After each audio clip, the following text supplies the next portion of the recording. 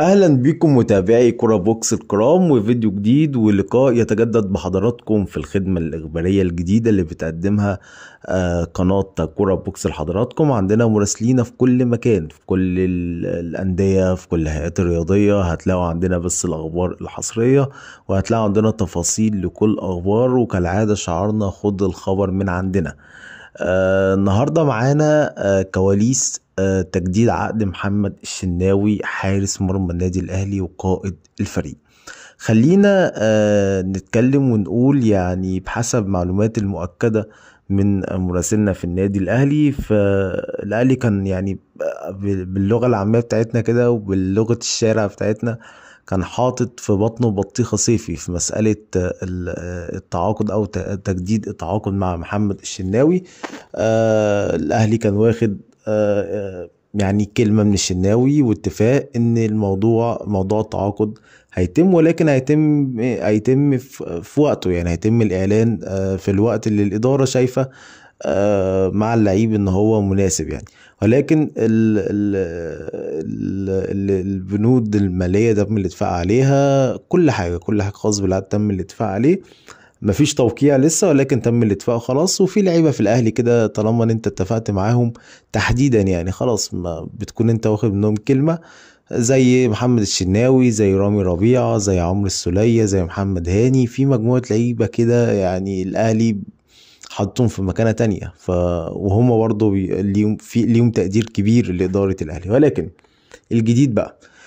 الجديد ان محمد الشناوي يعني كان في كلام من وكلائه، هو ما فيش وكيل واحد، هو في اكتر من واحد مع الإدارة. في الفترة اللي فاتت كان في شوية تنظيم لمسألة العقد الجديد، يعني هيتم توقيعه امتى، هيتم الإعلان امتى، لأن الأهلي خلاص ماشي في سكة إن هو هيعلن تجديد عقد أكتر من لعيب زي رامي ربيعة وزي ياسر إبراهيم ومحمد الشناوي طبعا في مقدمتهم يعني.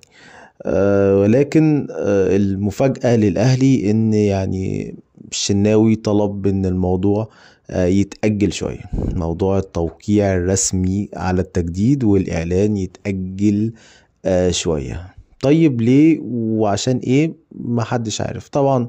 الكلام اللي طالع دايما الوقت مش مناسب، ده مش وقت اعلان، الجمهور مش مبسوط، ده من اللعيب نفسه يعني، وده مش الوقت المناسب للتجديد. لكن ما قالش ان هو مش عايز، ولكن حابب ان هو يأجل الموضوع شوية.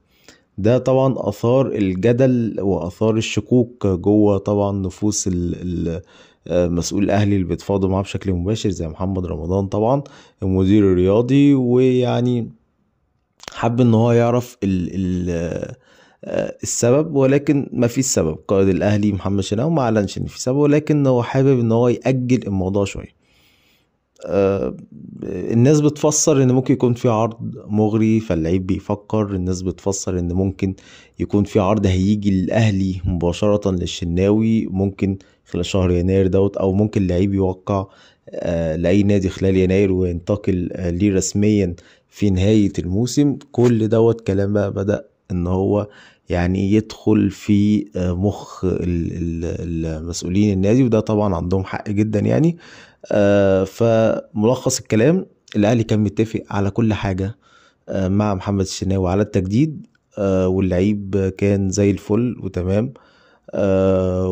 وفئة أولى طبعا وتقدير مالي مختلف، لأن الأهلي هيعلى بالرواتب لاعبيه، الفئات التلاتة هيعلوا.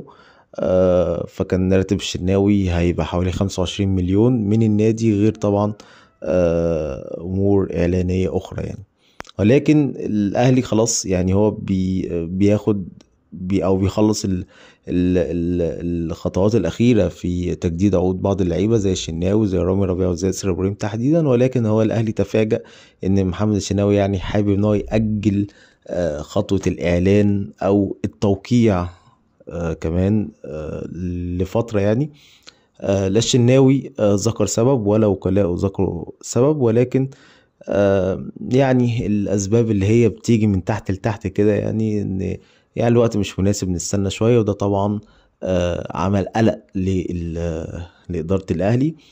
ولكن الموضوع مش مقلق قوي، يعني مش مقلق قوي من وجهة نظري، يعني لان الشناوي في الاول وفي الاخر لعيب ليه تقدير كبير للاداره، وهو برضو حابب ان هو يعني يكون دايما محافظ على شكله بشكل عام قدام الاداره.